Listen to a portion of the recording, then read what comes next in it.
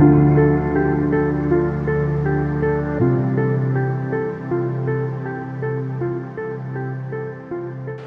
everyone, and welcome to another episode of Founder Stories. We are shooting at engagement.And, which is this beautiful co-working space in Chicago downtown. We've introduced a new segment from this episode which is called the Entrepreneurship Icebreaker. And before any introductions, today we are going to ask a few questions to our founder. Tell us about your company in a sentence. My company is an employee engagement software company. Our mission is really to help companies get to a point where employees love their jobs. Why is now the time for your company to exist? For a couple of reasons. One is that I'm ready to start my entrepreneurship journey. And the second thing is that what we've seen in the industry right now is that, especially with the millennials, there is a lot of engagement issues that are going on in the US workforce. So if you look at the Gallup poll, about 70% of US employees are not engaged. And I believe that with my software journey, this is something that can be solved very easily by helping employees align to the mission and purpose of the company. What are you offering as a product, as a platform, and who is this for? What we are offering as a product or a platform is our employee engagement software. It is a SaaS solution. The name of the software is called Journey. It is an employee engagement plus actions plus recognition plus feedback app that all companies can use to engage their employees, to get them connected closer to what their mission and goals are all about. So Deepa, if you weren't building your startup, what would you be doing? If I was not building my startup, actually I'm doing that right now. I actually teach yoga and dance, and I spend a lot of time gardening when I'm not doing my startup. So that's probably what I'll be doing. Okay, some say being a startup entrepreneur has its perks, but what really is the main difference between corporate and startup life?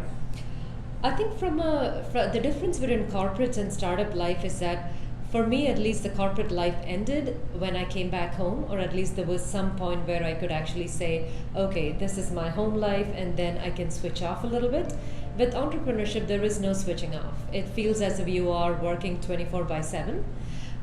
And everything that you see, every experience that you have, you somehow tend to equate it back to your company and say, oh, this is maybe where my product can be used, or this is how I should think of growing my company, etc. So right now there is really no difference between personal life and professional life for me, which is not sure if it's a good thing or a bad thing, but yeah. So what is that activity, that breakup activity, which keeps you balanced every day? Is it yoga? What is it? The breakup activity, it's definitely yoga and dance for sure. I was mentioning gardening earlier. I think for me, in addition to that, the biggest thing is really spending time with my kids. They kind of ground me, even though I do talk to them quite a bit about my company, kind of paying attention to what they need. And, that kind of breaks me up from, that is a good time for me to stop thinking about my company. Deepa is the co-founder of Zinda, a gamified social, AI and mobile-first employee engagement platform for corporations and employees to bring their personal mission and company goals to life. Their product is called Journey. So we're going to welcome Deepa now. So we're going to do some very specific questions with Deepa now. Deepa, what is Journey, and what was the inspiration, what was the need behind such a product? Sure. The inspiration for Journey was actually based on my own experience in financial services technology for 20 years. What I found is that the majority of people that I was leading, they were actually quite confused about the sheer amount of change that was happening in financial services all of these years, because of which they were actually reaching a point where it was hard for them to engage with the constant change that was happening in the company. So as a leader, what I did and what a lot of my colleagues did was to kind of explain to people, hey, this is what's going on, this is how you can help, and this is how, this is how you can be part of what the company is, where the company is going. And really that is where Journey was born. So a couple of years ago, when I was thinking of starting a company of my own, this is a big problem that I wanted to solve, which was really all about having a mechanism where you have employees who know where the company is going, how they can participate in the changes within the company, how do they get recognized when they participate, how can they get feedback. So I really wanted to create a product that enabled employees and leaders to make it happen easily in an organization. So that is where Journey was born. So my next question to you is, what would a typical campaign on your platform for wellness, for onboarding of employees, how would that look like? Okay. A typical campaign for wellness, if you actually take a look at how companies do their wellness platforms, and they sometimes have to kind of force employees or give them some incentives to participate in these wellness initiatives. So what it would look like in my product in Journey would be is that we would have a campaign on wellness where we would have activities that employees would do. It could be what is your healthy choice that you have for today? Did I do my annual checkup today? Or it could be how long did I exercise today? How many steps did I have today? And then we would have those kind of activities within the campaign, and those would be gamified so that employees, when they actually finish those activities, they would record those and they would get points for those, and they would actually get achievements or badges for that as well. It also could be a situation where you could gamify it so that you can have teams competing with each other. So imagine a wellness campaign where you have the accounting department competing with the technology department, and then the leaders in the company have an ability to kind of incentivize employees to do these activities and then also make it fun by these competitions.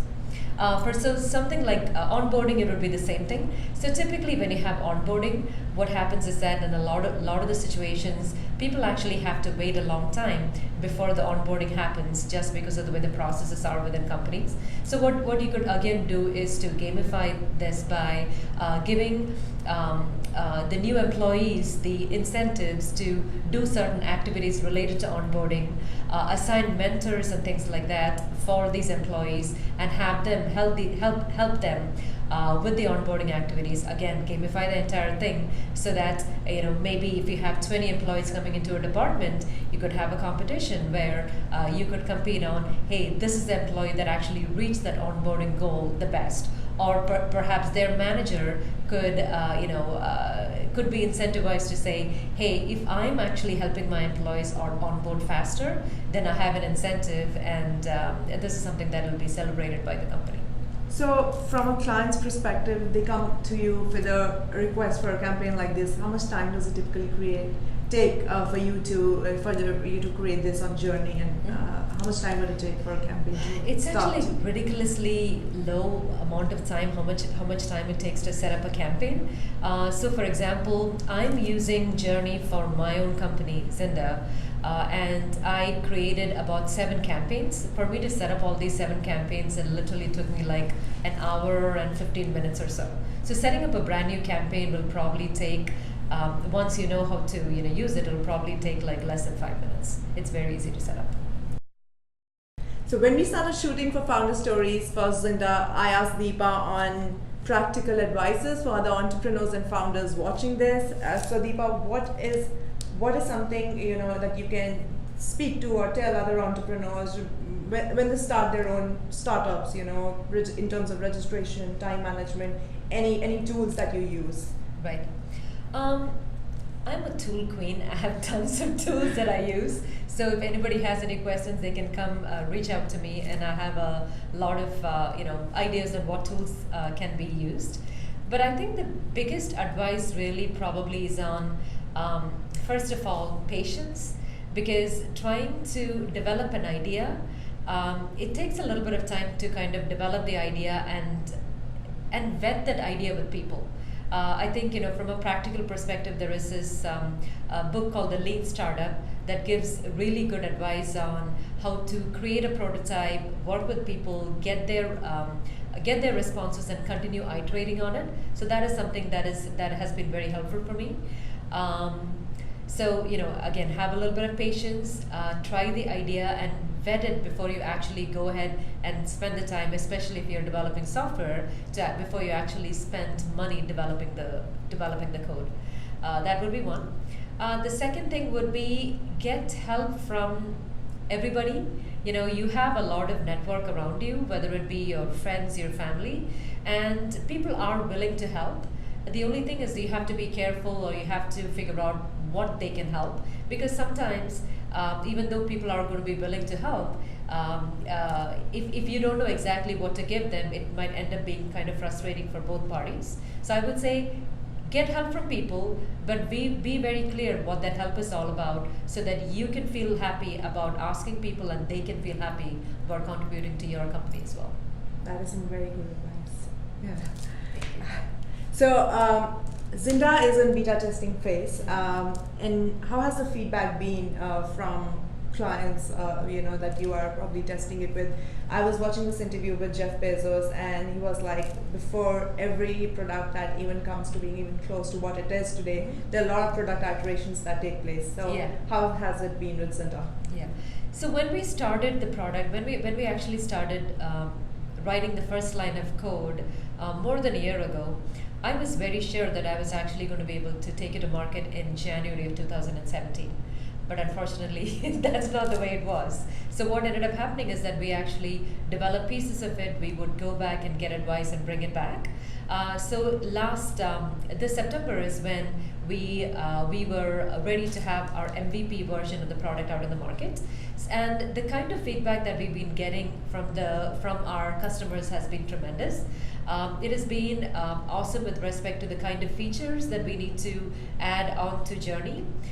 It has been very interesting use cases that clients have come up with that I hadn't thought about.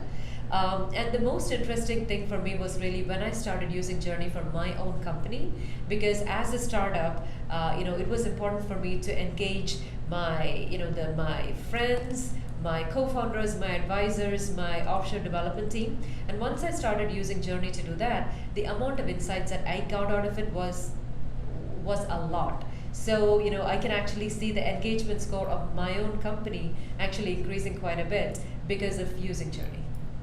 That's great. So that's it for now, and thank you, Deepa, for speaking to us. If any of you have any questions about the product Journey or Zinda, you can write to us and we will make sure that it reaches Deepa. Thank you. Thanks for having me, Kamiya. Thank you.